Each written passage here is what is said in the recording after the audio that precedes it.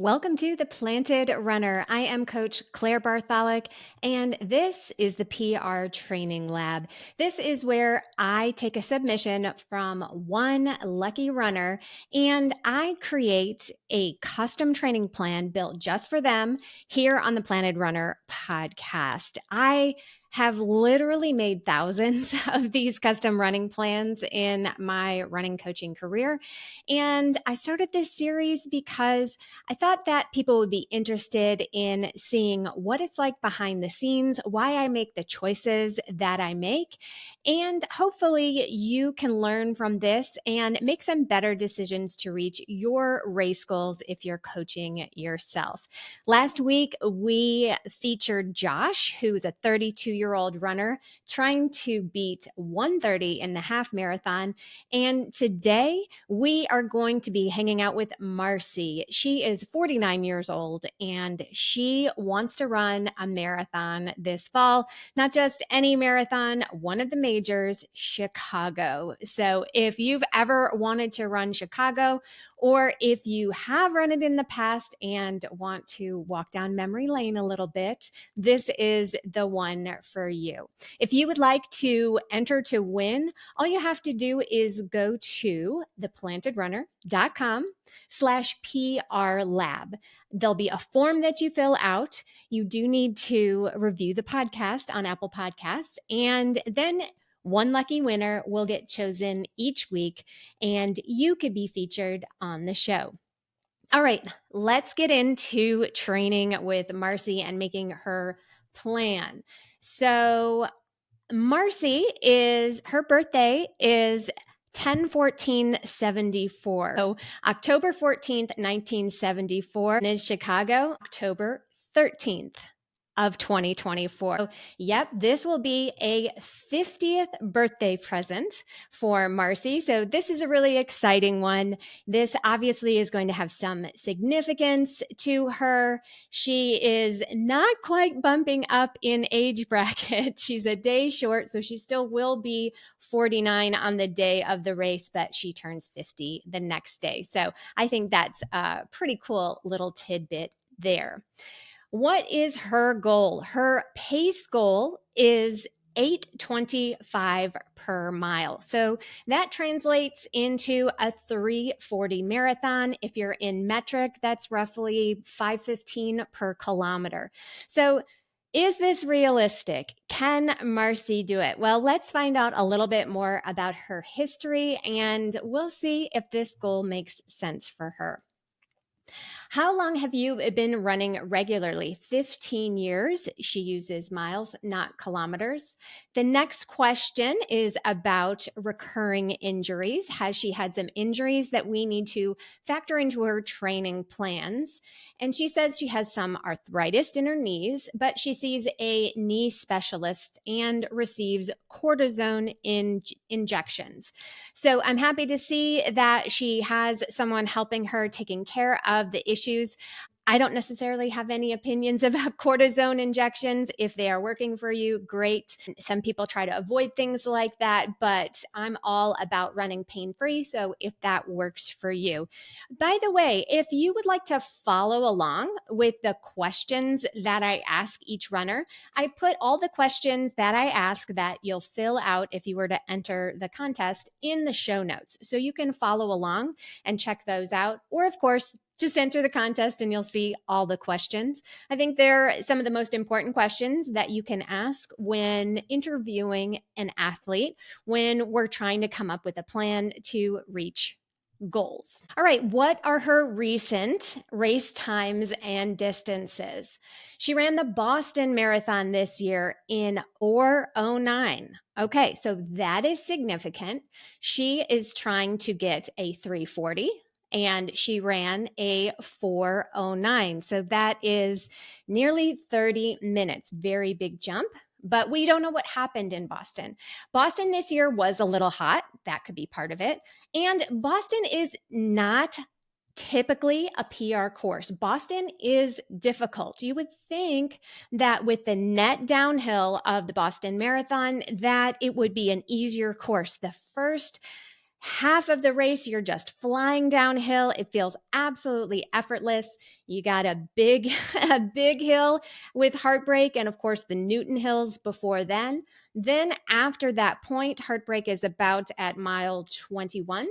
After that, it's a rolling downhill for the most part to the finish line, but because of the pounding of Boston and because of the initial excitement, you tend to go too fast on the downhill. And if you do that, you will pay for it.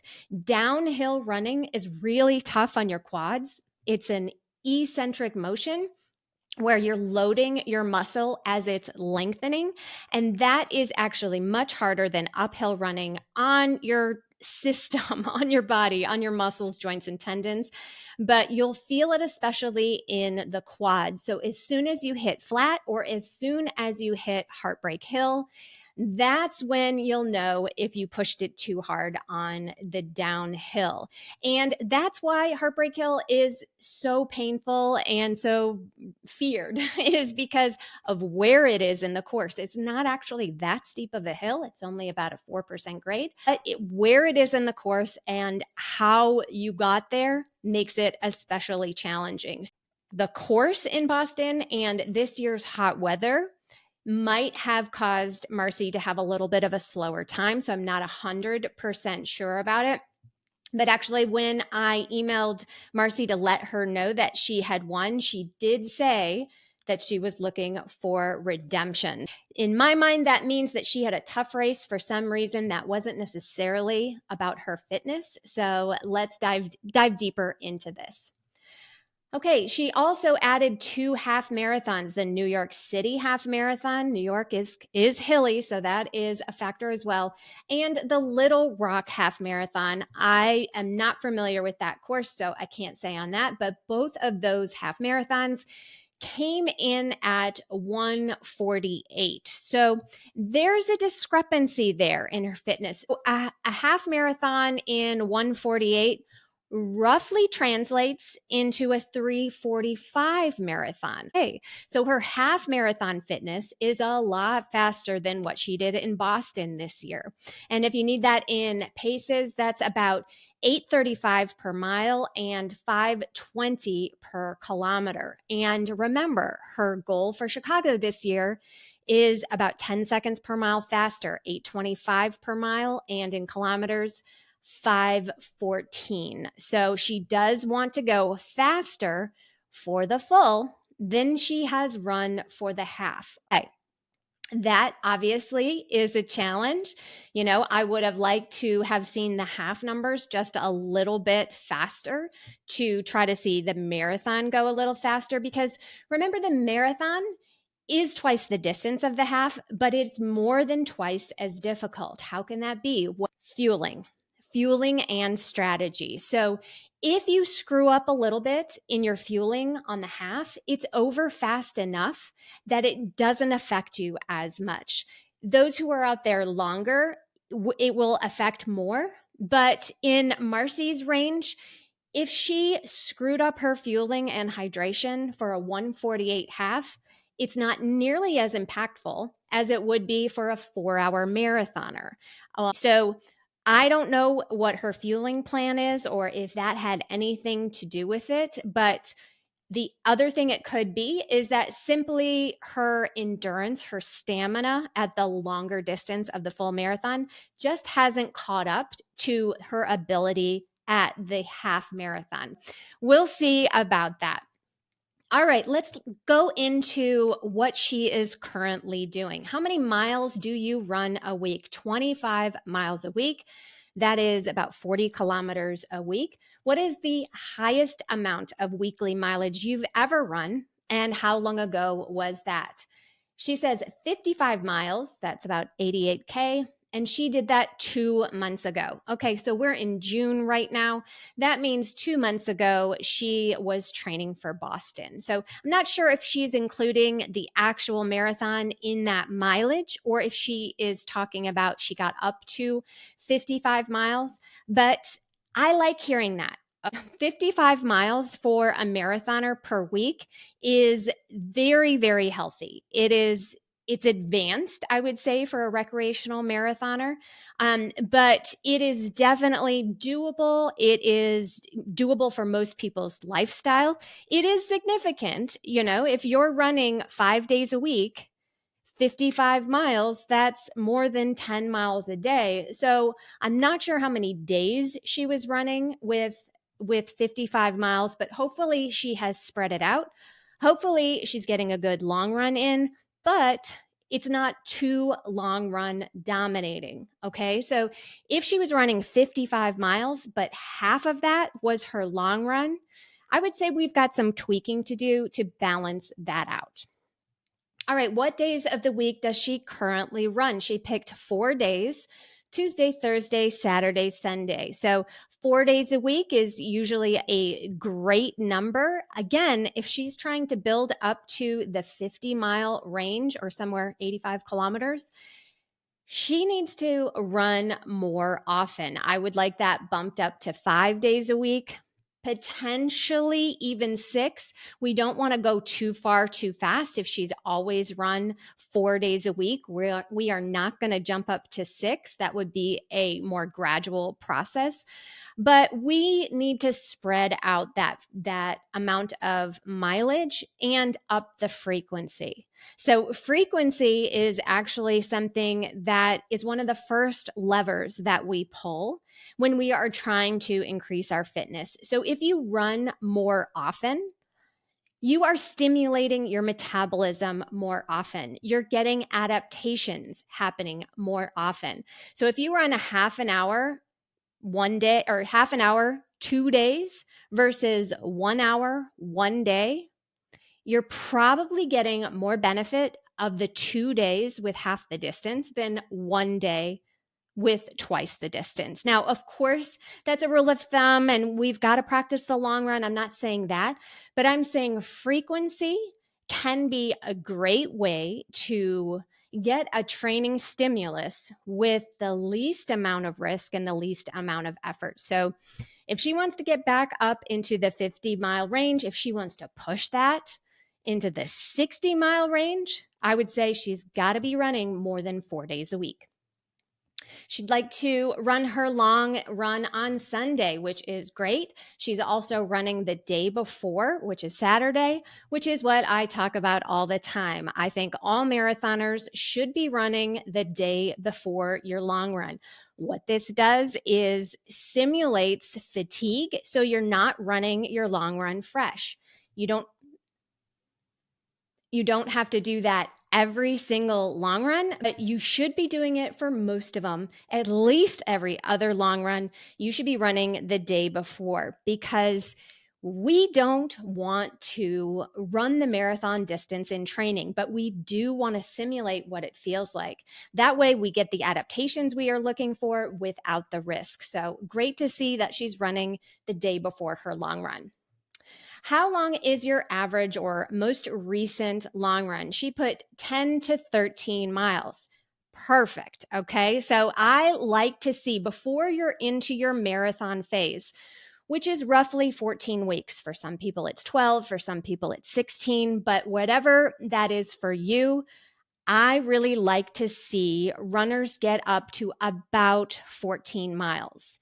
And the reason for that is because we want to build your long run gradually. What I like to do with the long run is alternate. I like to build every other week and drop back every other week. I like to do that instead of having so many down weeks. I like to have sort of a seesaw, going up, back, up, back, up, back. And with that, I think that people can absorb training better versus grow, cut back, way back, grow, cut back, way back. Instead, I like to do something a little smoother, which is grow gradually, little step back, grow gradually, little step back.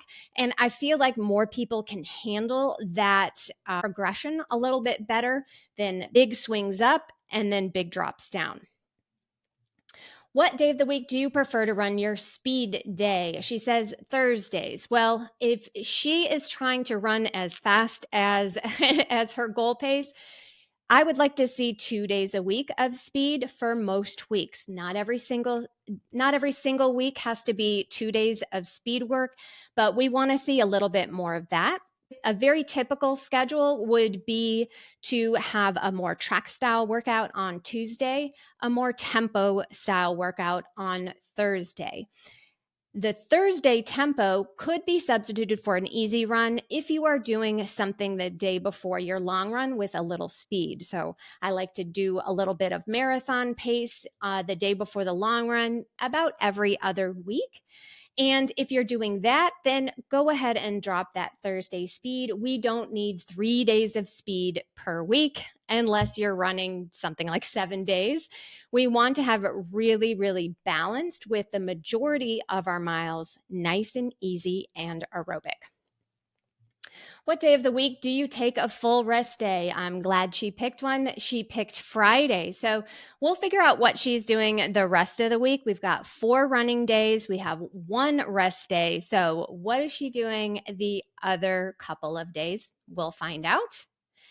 She is flexible, so that's good. I can change up her training. I love it when athletes give me the power. So that's fabulous. And she's going to do long run Sunday, speed days Tuesday and or Thursday, and she's going to run the day before on Saturday. Okay, so we've got her schedule, or at least the flow of her schedule set up. Again, I'm going to suggest a 5th day if she can handle it. And that could either be Monday or Wednesday, perfectly fine to keep that Friday rest day. What are your favorite kinds of running workouts? And this is an interesting answer. She wrote Tabata intervals. So if you're not familiar, Tabata is 20 seconds on, 10 seconds off, and it is something that you do for maybe 20 minutes. It's usually a HIIT workout, so high intensity interval training. And it's not technically a running workout, but sure, you could, sprint for 20 seconds and then stop for 10 seconds and do that for 20 minutes. This is not super helpful to a marathoner. You could do this maybe once in a marathon cycle just to really touch some of that higher end speed. But this is not going to be doing a whole lot. We do want to go ahead and touch some of our high-end speed occasionally just to keep those fast twitch muscles just firing as they should. When we practice running fast, it can teach our brain and our legs to talk together faster, which is what we want. But a full-on 20-minute workout or 30-minute workout of Tabata intervals, that would maybe be something I would recommend you throw in an off season, not something that I would include in a marathon training cycle. A way to touch that speed is by adding strides. So strides are usually about 20 seconds long, and I like to assign them after an easy run. So let's say your easy run is, I don't know, let's say it's 3 miles or 5K. After you finish that, you take a breather, maybe get a drink, and then you start your strides. So it's an acceleration almost as fast as you can go. I would say about 90% effort. And then it's a gradual slowdown. So it's this big crescendo or bell curve of speed. And it can be really fun to go that fast. It's kind of fun to see those crazy fast numbers on your watch. But strides really aren't about the speed. It's more like a running drill to practice speed. Again, we're teaching our brains and our legs to talk together faster. We are practicing running fast so that we can run faster at all distances. Strides are something you should be doing after an easy run every single week, in my opinion. And some people can do it twice a week, but they're super, super valuable after a long run. But Tabata intervals, not going to add those in. Sorry about that, Marcey, but we will do some faster work, just not in Tabata style. What are your least favorite kinds of running workouts, or what do you struggle with on your runs? And she said, the track. Okay, so I don't know if she's literally meaning track workouts where you actually go to your high school track or your university track in town and run around in an oval over and over again, or if she's talking about the style of workouts. But either way, this is something that we'll have to work on, but you don't have to go to an actual track. You can go anywhere flat that you are not going to be interrupted by strollers and cars and driveways and traffics and stoplights. And or you can do it on the treadmill. The treadmill is a great place to do track workouts. In fact, there are some even elite athletes that do most of their speed work on the treadmill. And the reason is that they can just run fast, let the legs do the work, and get the brain out of the way. So when you're running on the track, you are most of the time running paces that are much faster than your actual race pace, especially for half marathoners and marathon runners. You are not going to be running whatever you can run for 400 meters or one lap around the track. You're not going to be racing that pace. But the reason we do it is to get adaptations that you can only get by running faster. It's by teaching yourself to run fast at a short distance that you can translate that to longer distances. Lots of physical adaptations, but also really great mentally. It teaches you that you can handle high intensity work. So the track is something that I would say is mandatory, at least pretty mandatory. Not necessarily, again, the actual track. You can get a great workout other places, but you do need to do some high intensity work, sometimes with lots of rest, shorter amount than you would have for your longer runs or your tempo style workouts. But definitely, if you are interested in becoming a fast, long distance runner, you've got to do some shorter interval work at least once a week. I would say some people can get away with every other week. So maybe not once a week, but definitely twice a month. But most people should do it once a week. All right.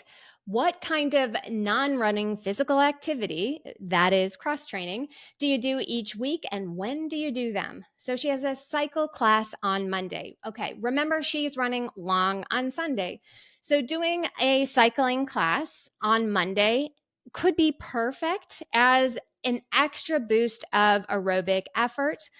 But if she's doing a class that is high intensity, I would say let's move that to a different day or switch it to just aerobic work.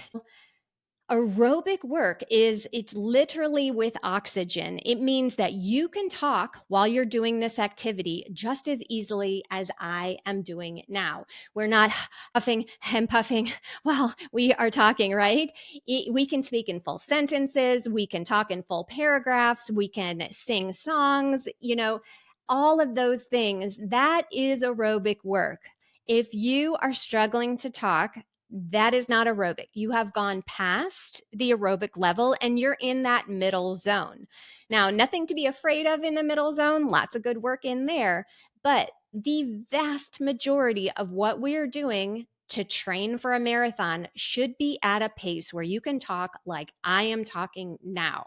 And if you cannot do that, slow it down. That will be the biggest game changer, the biggest thing that will change all of your training. If you don't do anything else, please run aerobically on your easy days. And the word easy is kind of a misnomer. Sometimes easy days do not feel easy. Sometimes you feel like crap because you're recovering from your long run or you're just a little achy, or sometimes you feel bad because you want to go faster. You actually feel good, and running slowly when you feel like, a horse bolting out of the stable, that's a challenge too, right? But I promise you, running easy is the key to aerobic development, which is 99% of the energy system you will be using during the marathon. Cycle class on Monday would be fine if it's at an aerobic pace.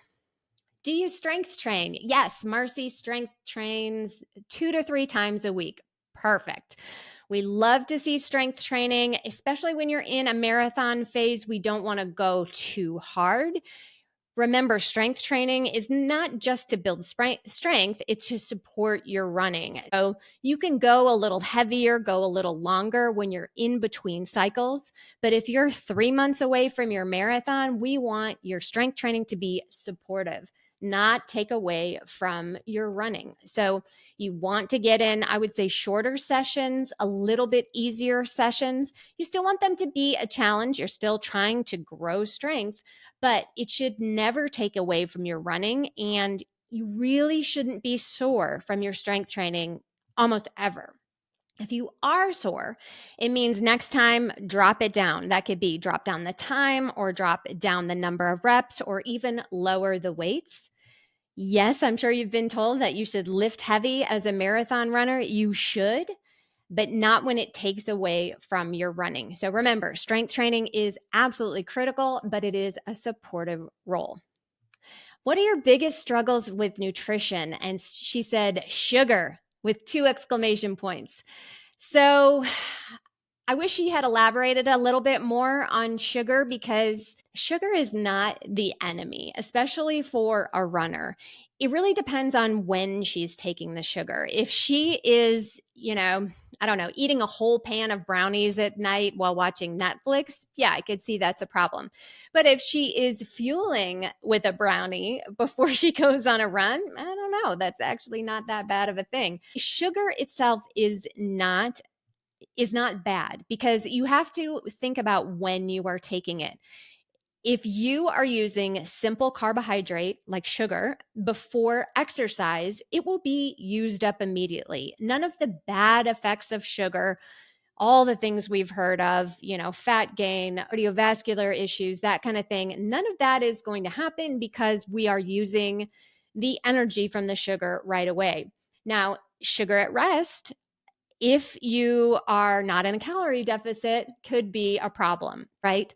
But sugar itself is a runner's friend in a lot of cases. So I don't know the details with the sugar issue. So we're just going to move on from there. But I don't think necessarily, if she says it's a problem, it could be a problem, but we don't know enough about that to really address it.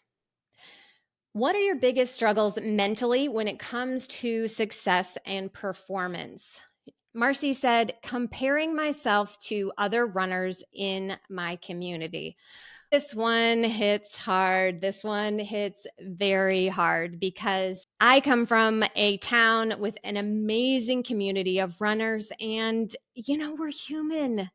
We can't help but compare ourselves. The community is absolutely wonderful, and it's one of the great joys of running, to find a community of runners. But we are social people that are wired to compare. And I get it. I get it. I get it. So, whenever this topic comes up, I try to phrase it in a way, or reframe it in a way, to think about what you are actually comparing. Are you feeling jealousy towards somebody, a faster runner? Do you see somebody else's time and say, man, she's so fast, I wish I was that fast? If you feel that way, first of all, every feeling is valid. You can't control feelings, they just come at you. You can control how you deal with the feelings, right? But you don't feel bad about the thoughts that pop into your head, that they just come, right? So if you're feeling jealousy, go ahead and feel it. But then realize why you are jealous. You're jealous because you want what they have. So that shows you what you value. It shows you what you think is important in life. You want to be a good runner. You want all this hard work to pay off at the finish line. I get it. I get it. I get it. And even if you don't compare yourself to other people, as we age, we compare ourselves to our past selves.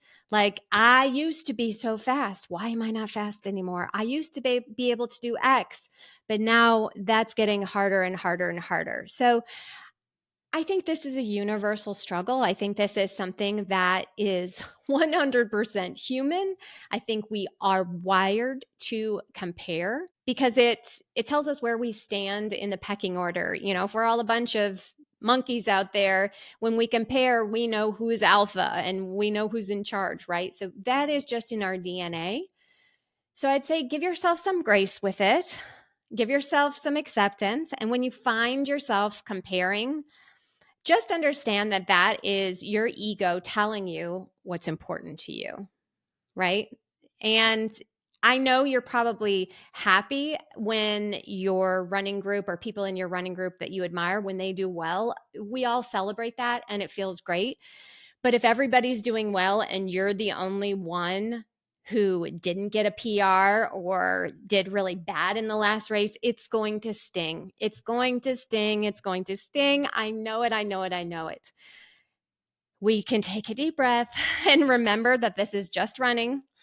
This is not who we are as people, but I totally get it. And you know what? There's always another race. You know, if Boston didn't go the way that you wanted it to, well, here's Chicago and we'll see what happens. And you know what? That race might not happen the way you want it, but we can get up and we can do it again. We're runners, we do hard things, and this is just one step in that direction. Marcy, I hear you. I hear you on this one. All right. What are you hoping to learn or gain from this training cycle? And she said, I struggle with fueling. Aha. Okay. And I would love to know more about that. I would also love to try plant-based nutrition and see if this helps my body feel more energized and recover better. Okay, great. So maybe Marcy had some issues in Boston because of her fueling plan. So a quick rundown on fueling for the marathon. We want to be taking in 30 grams of carbohydrate per hour at a minimum, all the way up to 90 grams of carbohydrate. So multiply those numbers by 4 if you want to get the calorie count. But that is a lot. If a normal gel is 100 calories, that's not enough. We need to take more in. So you can't just go ahead and show up at your marathon and try to take 1 or 2 gels, 2 gels per hour. You've got to practice that in your training. So I say every long run that's over an hour, you need to be practicing fueling. Every single one. And when you start feeling, so I'm not even talking about, your pre-race breakfast or your pre-run breakfast, what you do before you start the run. But if you are going on a run longer than an hour, start fueling at 30 minutes and then every 30 minutes afterward. This takes practice, practice, practice. So remember, you're training your legs, but you're also training your stomach. So that is the basics of it. You'll have to figure out what works for you. There are going to be flavors you like more. There are going to be certain products that you like and certain ones that you absolutely don't like. There are going to be ones that taste great at mile 10 and taste terrible at mile 16. So you're going to have to figure all of that out, and everybody is so different. I wish I could give you a recipe that just worked 100% across the board, but there isn't one. This is something you need to practice until you get it perfect. She'd like to try plant-based nutrition. Amazing. Welcome. You are definitely on the right track. If you're contacting me for plant-based nutrition, I would say be careful of making so many dramatic changes right away. When people start transitioning to plant-based, a lot of people jump right in. That's what I did. I was 100% right away. And I made a bunch of mistakes. So the biggest thing that you need to worry about or concentrate on is you're getting enough calories. Because if you're underfueled while you're training for a marathon, you're kind of wasting your time because you're not going to get the performance benefits or adaptations that you're looking for if your body is starving. It's going to resist you and fight you the whole way, and it is going to throw muscle to the wind as you train underfueled. So we can work on some of the plant-based nutrition, of course, but the biggest thing, make sure you're eating enough, number one. And then number 2 and 3 is carbohydrates and protein. Yes, we need to have fat. We need to have the healthy fats, of course, but it usually takes care of itself on a plant-based diet. It's really easy to get fat. It is going to be more of a challenge to get enough calories overall if you are eating simply whole foods, right? And as we are athletes, we are not just sedentary people. We need more protein than the average person. And that does take some thought on a plant based diet. You absolutely can do it 100%, but it is a new style of eating. Be prepared to learn a few things. You can grab my book if you want to learn more about it, but it is something that I would say ease into a little bit, give yourself some grace. Don't, give up on it too soon. Make sure you're eating enough, number 1. Anything else you'd like to share that would be helpful to your success? She says, I have a pretty intense job and I travel once a month. Navigating a training schedule while traveling can be challenging. Also, I feel like I need to learn more about training at this menopausal stage in my life, as my body is not the same as it was for my first marathon in 2018. Whew, okay, there's a lot to unpack there. So, when you have an intense work life, that will show up in your running. So make sure you're getting the recovery you need. Make sure you're not forcing your running too much. If you have a super stressful day at work, busting out a track workout after work is added stress. You are adding stress on top of stress. Remember, your body doesn't know the difference between stress from running versus stress from anything else. It thinks it's all a saber-toothed tiger, right? So a little bit of stress is great because once we recover, we grow. Too much stress breaks us.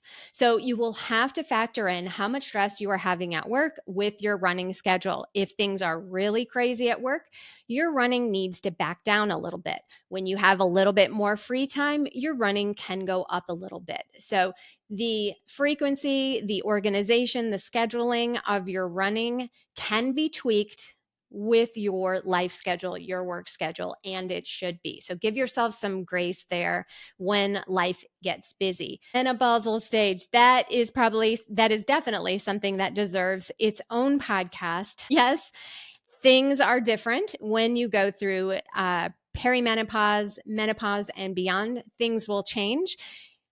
There are some good things and some bad things. I don't have enough time to go through that whole topic right now, but it is important that you recognize that you will have to do things slightly differently with both your training, your rest, and your nutrition as you go through this phase in your life. All right, Marcy, I hope that this will be a good start for your training plan for Chicago. I didn't actually even talk about Chicago too much, so I'm going to say a few things there. I have run Chicago. I'm actually from Chicagoland originally. And I would say a couple things about it. The first thing, at the beginning of the race, when you're downtown with the giant skyscrapers, your GPS watch will not work. It will not work for like 5 or 6 miles. So you're going to have to get really good at feeling out your pace and looking at the mile markers or kilometer markers along the course to have a sense of where you are. So you'll either need to do some math if you've been relying on your watch, or you'll need to know what your mile splits are, and you can hit them on your watch every time you go past a physical marker to get a sense of your pace. They do have pacers in Chicago, so hanging out with a pace group might be good. The thing about Chicago, it is dead flat, pancake flat. The only change in incline is when you go over a couple of the bridges. I mean, it is like a couple of steps of incline. It is virtually nothing. But you need to prepare for Chicago on flat. If you live in a hilly area, try to get to flat as much as you can. Spend some long runs on flat. Now, this might seem weird, like, why do we need to practice on flat? Well, you need to practice on flat as much as possible because you are never going to change how you run. Running on rolling hills, you use slightly different muscles on hills, uphill and downhill. So you get a little break. With Chicago, there is no break. You're using the same muscles in the same way for thousands upon thousands of steps of the marathon. So you need to toughen up your legs to handle miles and miles and miles of flat. So I would say that's my biggest advice for Chicago. It is a wonderfully fun race. It is absolutely amazing. There is one hill. There is one hill in Chicago in the last quarter mile. It is Roosevelt Road, and they call it Mount Roosevelt. And I think it's only maybe 200 meters long. It's short, but yeah, it feels like a brick wall. So prepare for that by maybe throwing in an uphill at the end of one of your long runs. But other than that, let's get some redemption for you, Marcey. Let's train right this summer and have a great race. That's it for me for today. If you would like to be considered for the next PR training lab, go to theplanedrunner.com/PR lab. Have a great run today.